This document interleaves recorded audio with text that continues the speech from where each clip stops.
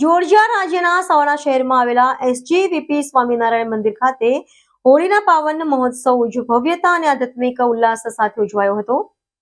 મંદિર પરિસર રંગોળી, પુષ્પમાળા અને આકર્ષક શણગારોથી સજ્જ કરવામાં આવ્યો હતો. પ્રકાશ સજ્જાએ સમગ્ર વાતાવરણને ઉત્સવી અને આનંદમય બનાવી દીધું હતું.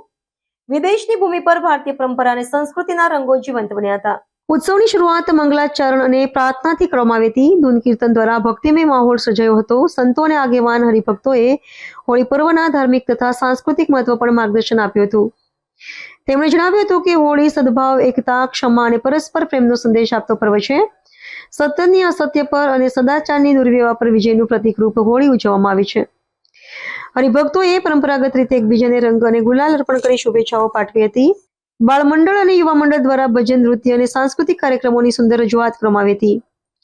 ઉપસ્થિત સૌએ આ કાર્યક્રમોને ઉત્સાહપૂર્વક વધાવી લીધો હતો. સમગ્ર આયોજન શિસ્તબદ્ધ અને સુવ્યવસ્થિત રીતે સંપન્ન થયું હતું.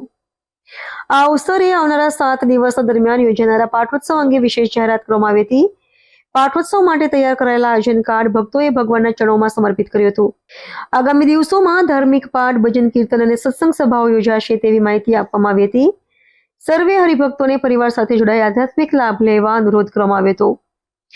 ઉત્સવના અંતે સર્વે ભક્તજનોએ સહભાગી બની પ્રસાદી ગ્રહણ કરી હતી. સેવાદળ દ્વારા સ્વાગતથી લઈને પ્રસાદ વિતરણ સુધીની તમામ વ્યવસ્થા સુચારુ રીતે સંભાળવામાં આવી હતી.